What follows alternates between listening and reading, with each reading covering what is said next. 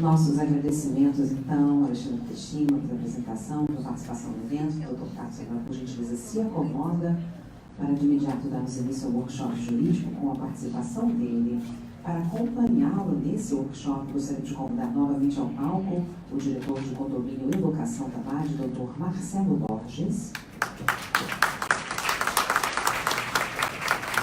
E que retornem também os professores do NUFEI, Sidney Barbalho,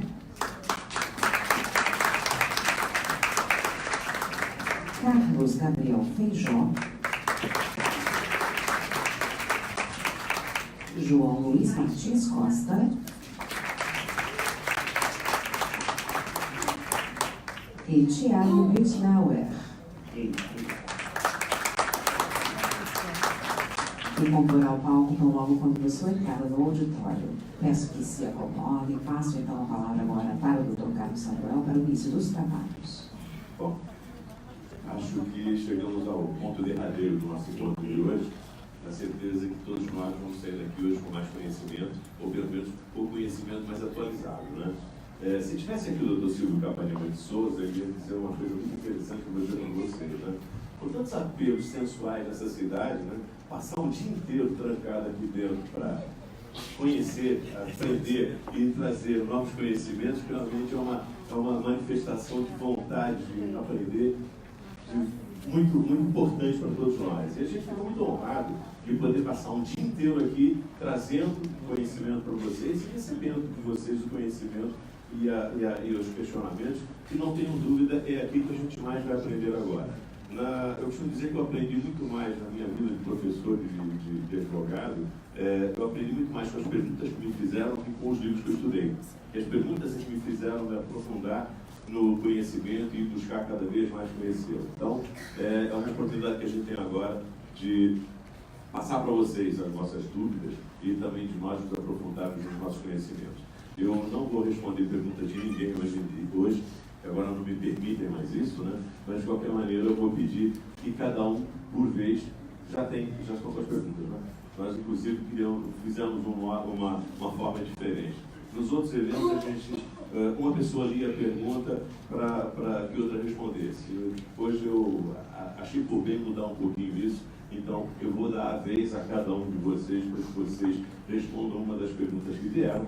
Aquelas que não forem possíveis responder hoje durante o tempo agora que nos resta, serão respondidas depois pelo Departamento Jurídico da ABAD, via e-mail, naqueles que tiverem e-mail, claro, evidente. Como o nosso tempo aqui é escasso, agora nós só temos 25 minutos e aqui a entrega do espaço tem que ser pontual, eu vou pedir que cada um vá lendo uma pergunta por vez e, à medida do possível, a gente vai ver se responde o máximo possível até o final, tá ok? Muito obrigado, vamos começar. Tiago. Não tem pergunta. Maravilha, então inverte. Sidney.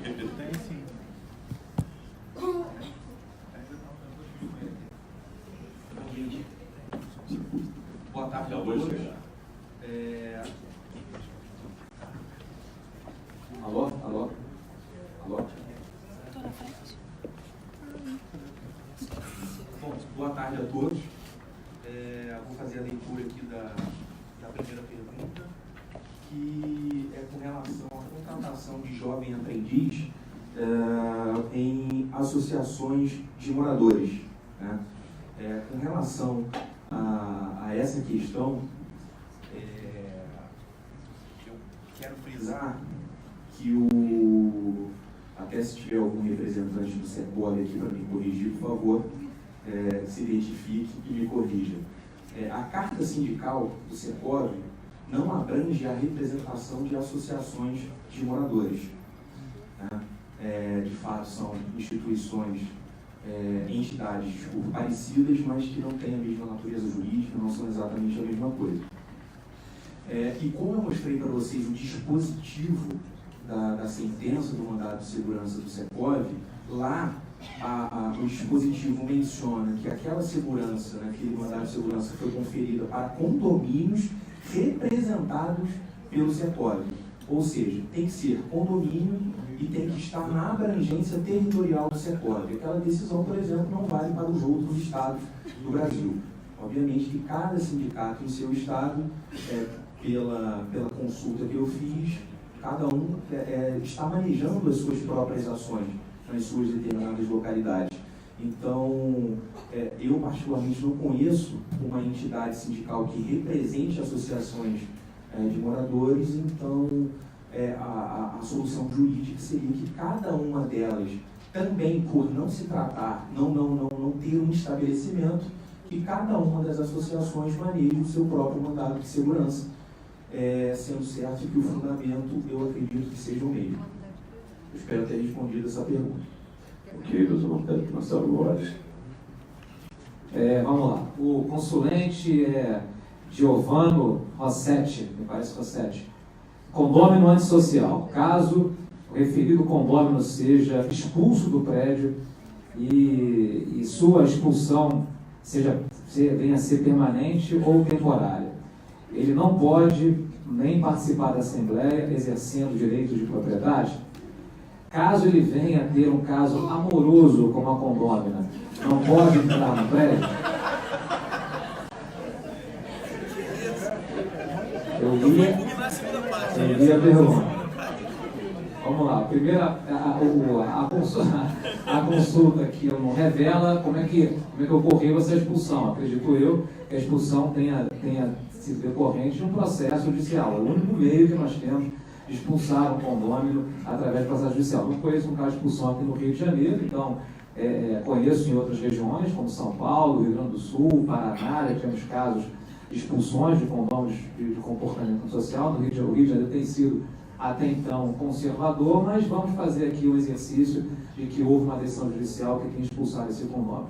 Se houve a expulsão do condômino, então não houve então o cerceamento desse condômino usar a propriedade. Não, ele continua como proprietário do imóvel, mas ele não pode usar a propriedade. Não pode usar a propriedade, não pode usar a dúplice propriedade. Não pode usar nem a propriedade individual, como também não pode usar a propriedade comum. Hoje, as duas propriedades, elas estão, o exercício de uso dessas duas propriedades está cerceado em razão da decisão judicial de expulsão desse condômino. Portanto, em razão dessa limitação do trânsito desse condômino em áreas comuns, ele não pode participar das assembleias condominiais, porque está cerceado o direito dele de entrar no edifício. Agora, caso ele venha ter um caso amoroso com uma condômina, eu não sei se a pergunta ela tem um viés de inveja, talvez, né? A gente sempre remete a esse tipo de conotação e a gente fala que a inveja é um mal, né, que deve ser estupado, né, erradicado de qualquer tipo de indagação nesse sentido. Mas admitamos que esse condômino tenha um caso amoroso com essa condômina, não somos nós, síndicos do condomínio, que vamos romper com um caso amoroso, pelo amor de Deus. Não nos cabe entrar no mérito de uma seara amorosa, acabar com o rompimento de uma relação que pode ser uma relação profícua, que pode gerar uma família, e não deixar que essa pessoa entre no prédio. Então, vamos deixar o casal viver em paz, vamos deixar que o caso amoroso aconteça, e aí, nesse momento, nós não podemos proibir, porque ele não vira um condômino entrando, ele vira um namorado, uma pessoa, um companheiro da condômina, que aí sim dá a ele o acesso ao imóvel, libera ele o acesso à propriedade que é dela, né, e não desse condômino que eventualmente venha a ter sido expulso do condomínio. Sempre torcendo que essa família não venha a ser uma família de antissociais. A pergunta para o Carlos Gabriel. Doutor Carlos Gabriel, por favor. Bom, minha consulta é feita por Jorge Vaz da Silva. A pergunta é a seguinte: pode o condômino iniciar a cobrança através do protesto para constituir o devedor em mora? Bom, dois esclarecimentos aqui têm que ser feitos. Inicialmente, o protesto, na realidade, ele é um ato que tem uma natureza registral e ele tem por finalidade, sim, em certa medida, constituir em mora aquele devedor e também tem a finalidade de tornar executivos certos títulos que a lei não dá essa capacidade. O exemplo clássico é a duplicata não aceita, que uma vez protestado se transforma em título executivo extrajudicial. Contudo, é importante chamar a atenção que a cota condominial, por se tratar de uma dívida certa, positiva e com prazo de vencimento definido, ela não depende de notificação, ela não depende de interpelação para que o devedor esteja constituído em mora. Na verdade, a constituição em mora se dá de pleno direito, na forma do artigo 397 do Código Civil. Então, a partir do momento que não se cumpre o pagamento da cota, na data de vencimento, a partir daquele momento já está constituído em mora. o devedor da cota e, portanto, já é possível a ação cobrança ou execução. Portanto, não se pode dizer que o procedimento de execução vai se iniciar no protesto. Na verdade, o protesto ele vai ser um ato que vai dar publicidade e eu, sinceramente, vou emitir uma opinião pessoal e até convido os demais participantes a emitir pareceres também, mas, na minha opinião, é um ato completamente desnecessário, porque ele é caro e dificilmente surtirá o efeito pretendido com essa característica de início de cobrança, porque ele não tem uma característica de cobrança, que, na verdade, é uma inscrição que, de alguma maneira, dificulta a atuação daquela pessoa. Dificilmente um devedor de cota condominial será efetivamente prejudicado por um protesto. Então, fica essa ressalva de que, na verdade, no caso da cota condominial, a Constituição mora a cidade de pleno direito na forma do artigo 397 do Código Civil. Espero ter respondido a pergunta. Muito embora nós nem sempre estejamos alinhados nas nossas ideias, e você, mas realmente eu comungo de pleno acordo que o simples manejo de um protesto, ele não tem força nenhuma para cobrar nada, e sim uma demanda judicial, ou se for o caso até, se chegou ao protesto, já se esgotaram as tentativas amigáveis. Então, só resta o caminho, é a demanda judicial, e aí dentro daqueles moldes que ele tão bem colocou na palestra dele de manhã, vai escolher qual é o procedimento mais adequado para aquela demanda, mas a demanda, sim, essa vai ter a força de compelir o pagamento ou a perda da propriedade dele. Tá? Doutor João, por favor. O senhor Damião Florencio me pergunta, com a implantação do E-Social, fica extinta a emissão da RAIS e DIRF, não só da RAIS e da DIRF, mas de vários eventos que acontecem, de informações que vão para esses órgãos. Mas a RAIS e a DIRF, elas só serão extintas a partir de 2020. Em 2019, esses eventos continuam normais, até porque o E-Social ele está começando agora. Ele não teria informações desde o início do ano. Então, a partir de 2020, provavelmente, pode ser que já não tenhamos mais RAIS e DIRF. Professor Tiago, por favor. Pergunta da senhora Maria Siqueira. Qual é a providência que cabe ao síndico sobre uma motocicleta que entra, permanece e sai do condomínio com a placa camuflada, com o cartão ou outro objeto? Isso com o consentimento e o abono de 2 conselheiros. A partir do momento que o profissional de portaria não tem como identificar, ele não tem como liberar o acesso. Cabe o síndico orientar os profissionais de portaria e evitar essa entrada.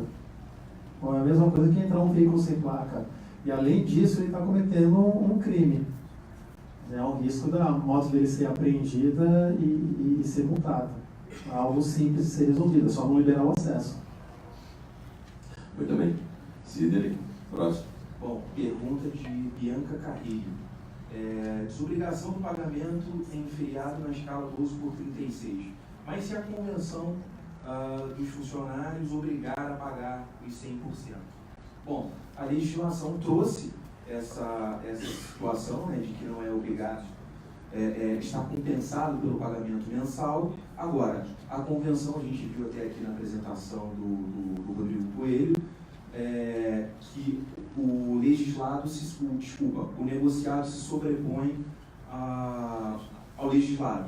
Então, considerando que a lei traz regras mínimas e a convenção é soberana com relação a todas as situações previstas na legislação, se está prevista a obrigatoriedade na convenção, tem que ser efetuado o pagamento.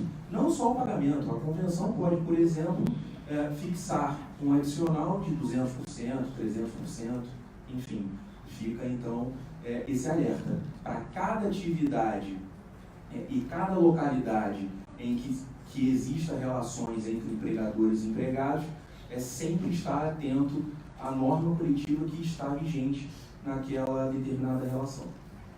Marcelo Gomes, por favor. Quem indaga é Vanessa Almira. O condomínio inadimplente que quiser alugar o salão de festas, como fica? Se a cobrança do salão é cobrada junto com o condomínio. Esse tipo de situação ela só é norteada através do respectivo regulamento do salão de festas. É o regulamento do salão de festas que vai nortear o eventual cerceamento do uso do salão, do requerimento do salão por parte do condômino inadimplente. Se não tiver isso regulado, não há como proibir que esse condômino venha a requerer o uso do salão de festa. Então, isso tem que estar disposto, a gente recomenda que é através de assembleia, isso pode ser por quórum simples, não precisa de quórum qualificado para isso, regulamento autônomo, você não precisa de quórum qualificado para aprovar, que é através do regulamento de uso do salão de festa, ou qualquer outra área comum que a gente tem que usar de forma exclusiva, como salão de festas, como espaço gourmet, como churrasqueira, como esses espaços cada vez mais amplos que existem nos condomínios mistos, né, os condomínios de grande porte, que essas áreas, que esses regulamentos, ao serem aprovados, que estabeleçam, né, um dispositivo, uma norma que proíba o requerimento do uso desses espaços para os casos de condôminos que não estejam em dia com o pagamento das suas contribuições condominiais. Se estiver disposto no regulamento, esse tipo de cerceamento é absolutamente lícito, mas tem que estar disposto no regulamento. Muito bem, doutor Carlos Gabriel, por favor. Quem consulta é Antônio Pereira Júnior. Na cobrança de cotas em aberto, quando não há boa vontade do devedor, gostaria de maiores detalhes em relação a contratar um corretor para a venda do imóvel e quais as consequências para o condomínio e para o comprador para a posse do imóvel. Bom, essa pergunta nós temos que partir da premissa que nós já estamos no procedimento executório, seja decorrente da execução de título extrajudicial ou decorrente de um cumprimento de sentença oriundo de uma ação de conhecimento, como nós analisamos na minha fala. Bom, a primeira cabeça pergunta, é uma oportunidade de tentar esclarecer um pouquinho melhor isso, a denominação que se dá legal a esse tipo de alienação é alienação por iniciativa particular. A alienação por iniciativa particular está prevista no artigo 879 em diante, e ela vai basicamente dizer o seguinte: o exequente ele pode pedir ao juízo, solicitar ao juízo, com ou sem anuência do devedor, ou seja, não há uma participação, não há exatamente contraditório com a defesa nessa etapa específica da situação, na qual ele indica ao juiz o seguinte: número 1, qual será o tempo da proposta. Então, ele contratará um corretor por 1 ano para promover essa venda. Segundo, quem fará a venda? Ele indicará um corretor. E a boa prática indica que nós tentemos contratar corretores que tenham boa fama no mercado, até para que o juízo compreenda que aquele ali realmente logrará êxito na sua tentativa de venda. Terceiro, qual é o tipo de publicidade que será utilizada para a venda do imóvel? Nós temos que lembrar que o devedor ele não se transforma num pária social, ele continua sendo um titular de direitos. Então, o tipo de publicidade que será feita, por exemplo, não vai poder dizer que, olha, um inadimplente safado deixou de pagar aqui o condomínio, por isso estamos vendendo o imóvel dele. A gente ri, mas é que as pessoas fazem isso. Existe essa política, lamentavelmente. Então, como é que vai ser a forma dessa publicidade? O conteúdo da publicidade e os mecanismos de veiculação dessa publicidade. Usaremos sites da internet, usaremos jornal, usaremos panfleto, que tipo de publicidade? E o preço da venda. Esse preço de venda sempre terá que respeitar necessariamente como critério base a avaliação. Contudo, o imóvel não precisa ser vendido pelo valor de avaliação. Assim como nós temos o raciocínio do leilão judicial, em que o juiz ele fixa qual é o preço mínimo da venda, nesse caso ele também fixará. O que nós temos observado na prática é que esse preço fixado nunca é próximo do preço de leilão, ele é sempre um pouco acima, porque o juiz confia na capacidade daquele corretor ou daquele indicado para venda que vai conseguir vender o imóvel. Bom, e como é que fica a relação de posse? Acredito que a pergunta tenha sido em relação ao arrematante, aquele que vai fazer a compra. Que na verdade a gente acaba, a jurisprudência acaba ainda chamando esse personagem de arrematante, mas ele não é um arrematante, ele é um adquirente. E aí o que é interessante para nós é que em decorrência dessa venda bem sucedida, nós teremos um instrumento denominado de carta de alienação. E a carta de alienação, a semelhança da carta de arrematação, ela tem 2 mecanismos. O primeiro mecanismo é o mecanismo registral. Ela cria um comando de registro ao registrador de imóveis para que faça a translação de propriedade do condômino inadimplente, do devedor, ao novo proprietário, que é o adquirente. E o segundo comando, emissão na posse. Então esta carta, e aí há uma polêmica ainda na jurisprudência, se eu dependo do registro da carta de alienação ou da carta de arrematação, se eu tiver na venda por leilão, se eu dependo do registro para emitir na posse ou não. Eu advogo a linha que fala que eu não preciso registrar a carta para emitir na posse. Porque, por exemplo, eu posso muito bem fazer uma promessa de compra e venda emitindo alguém na posse. Então, não seria um ato necessário para que se fizesse. Mas, independente dessa discussão, haverá um comando do juízo para que imita na posse aquele nosso adquirente. Bom, e se o condômino ainda lá estiver? Ele manejará os mecanismos judiciais necessários para retirada do imóvel e, inclusive, já temos visto decisões judiciais que nos próprios autos dessa execução com alienação particular, o próprio juiz faz um comando de desocupação do imóvel com iniciação na posse. Perfeito? Espero ter esclarecido a dúvida. Muito bem, doutor João Luiz, a sua, por favor. Da senhora Nélia Souza, na realidade são duas perguntas aqui. Um profissional faz tudo, que paga INSS de autônomo e prestando serviço ao condomínio, pode continuar sendo pago por RPA? E a segunda pergunta, e se esse profissional for aposentado? Bom, na realidade, entender que RPA é a forma que a gente costuma dizer os pagamentos dos profissionais autônomos, né? Aqueles famosos, pessoal, tem poucas pessoas aqui da minha idade, mas os profissionais mais antigos lembram que tem um recibozinho, a gente comprava em papelaria, aquela coisa. Na realidade, oficialmente a lei diz que todo profissional, prestador de serviço, que presta serviço a uma pessoa jurídica, nós somos obrigados a emitir uma folha de pagamento para deixar à disposição dos órgãos fiscalizadores. E no meio social não vai fugir muito disso. Quer dizer, os pagamentos serão feitos dia a dia pelas administradoras desses profissionais autônomos. Nós vamos juntar isso tudo dentro de uma folha de pagamento para poder fazer os encargos necessários. O INSS, eu estou entendendo que esse profissional autônomo é aquele autônomo mesmo, né? Aquele autônomo não é aquela situação, né, de contratar alguém para tirar as férias do porteiro, e aí a gente diz que aquele é um profissional autônomo, tá? Aí a gente tem um risco, porque com a reforma trabalhista e a mudança da lei dos profissionais terceirizados, veio uma coisa, se abriu a porta para qualquer tipo de relação desses profissionais autônomos, não importa a atividade. Mas tem uma linhazinha lá na legislação que diz o seguinte, a caracterização do vínculo empregatício, se deve ter cuidado com a questão da subordinação jurídica. E aí a gente pega esse profissional e a gente bota no condomínio para tem horário específico, ele é autônomo, ele tem horário de trabalho, horário de intervalo, faz hora extra porque ele está cobrindo a folga do porteiro. Isso não é autônomo, né? É um empregado disfarçado. Mas aquele profissional autônomo mesmo, pintor, bombeiro hidráulico, antigamente tinha preocupação, o prédio tem muita obra, o prédio é muito antigo, ele fica o ano todo. Hoje em dia não tem mais na legislação essa preocupação com relação a vínculo empregatício. E se ele for aposentado, ele paga INSS, vai pagar. Quem paga a pessoa jurídica que faz o pagamento ao profissional autônomo, pessoa física, primeiro, ele tem um encargo de 20% sobre o valor do serviço. E segundo, ele é obrigado a reter 11% desse valor e recolher o INSS. E o aposentado, mesmo sendo autônomo, ele não foge dessa regra. Ok? Doutor Tiago, por favor. Indagação do senhor Sérgio Muniz, são duas perguntas.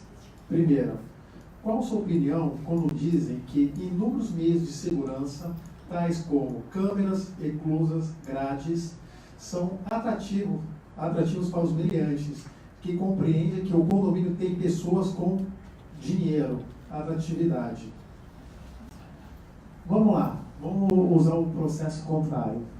Tira a grade, tira a câmera, tira tudo.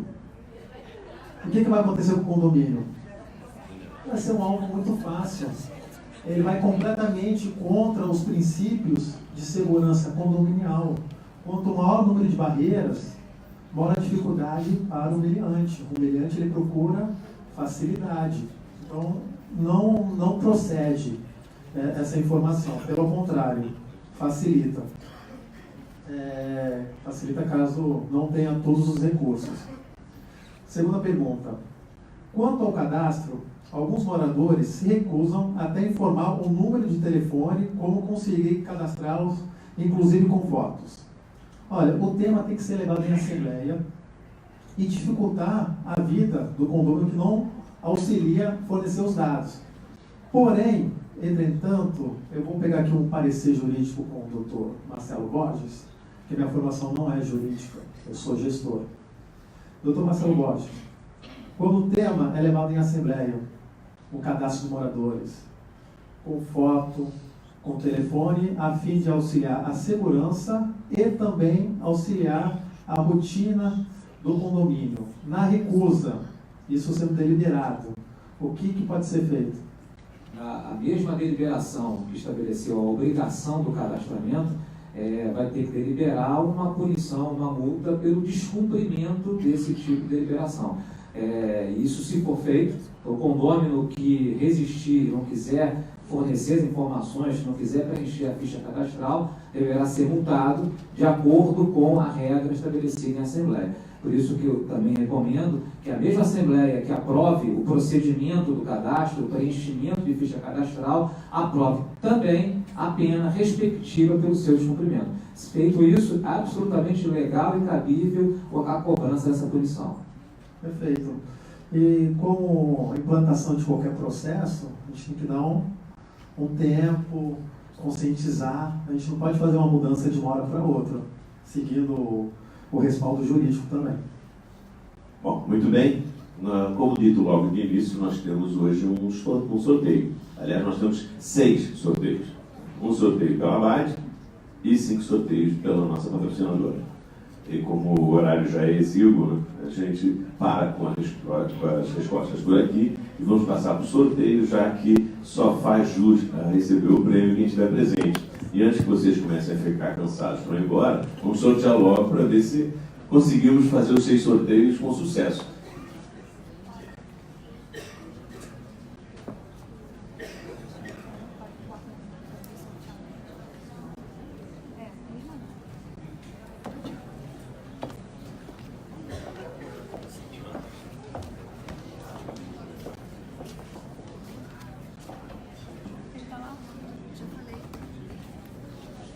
Nossa urna, então, aqui, transparente, fizemos de entrada, pediria que auxílio nosso auditor está fazendo devida verificação. Pediria ajuda aqui do presidente, para a gente ver uma unha mais forte. Vamos então, doutor Carlos Samuel, por gentileza, quem será o feliz agraciado com um curso de capacitação para gestores condominiais? É um participante, é um homem ou uma mulher aqui de frente? Uma mulher. Qual feminino descontando com sorte? Miriam Paulino. Miriam Paulino, olha o semblante de felicidade dela.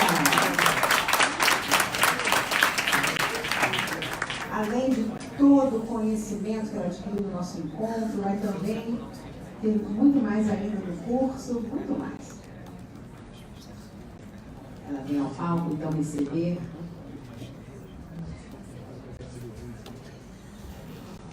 curso de capacitação para gestores imobiliários. Aluno, doutor Carlos, síndica há 6 anos, parceira da nossa base, por gentileza. Mas não fiquem tristes, teremos ainda mais 5 sorteios. Alexandre Teixeira gentilmente cedeu, então, essa cortesia para os participantes do nosso encontro de síndicos da ABAD. Palmas para a nossa participante sorteada.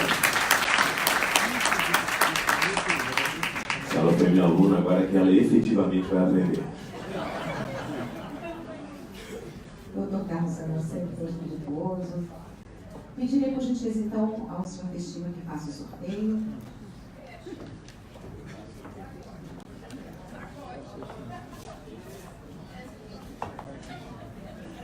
E o primeiro?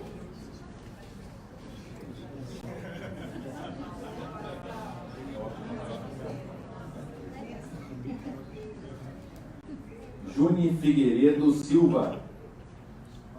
Água. Não está.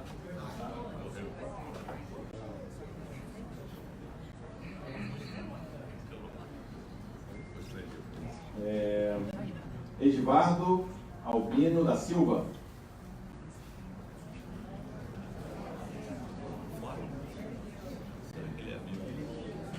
Ieda Maria Pontes Martins Lopes Ferreira. Estão com tempo aí? Não precisa.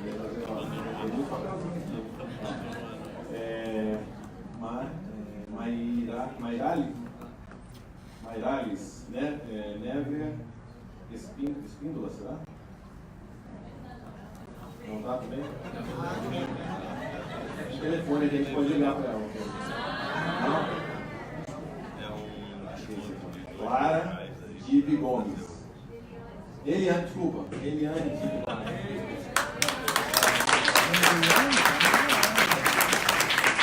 Enquanto a Eliane vai subindo ao palco, nós já vamos chamando os próximos 4 sorteados. Adson de Moura. Adson de Moura, não. Vamos mais embaixo, talvez.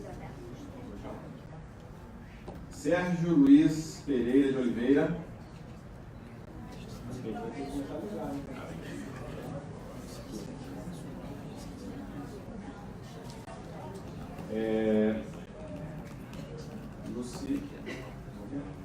Você consegue? Lucivalda Ribeiro.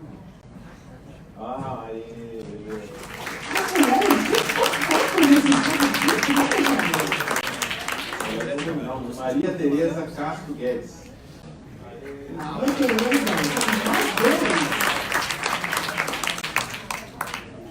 Fernanda Andrade Guzmão. Só chamar as mulheres que você vai ter aqui, né? Presente.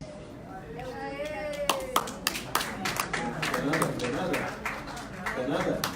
É? Marcos Antônio de Souza.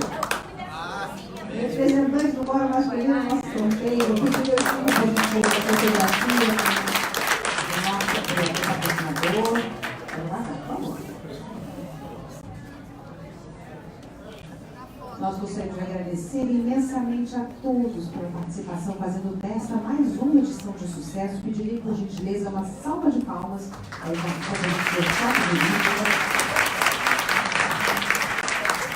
também os vencedores aqui do sorteio. E com isso nós encerramos o evento, agradecendo uma vez mais a todos. Esperamos rever em breve no próximo evento da rádio, um bom retorno às suas casas e até o próximo.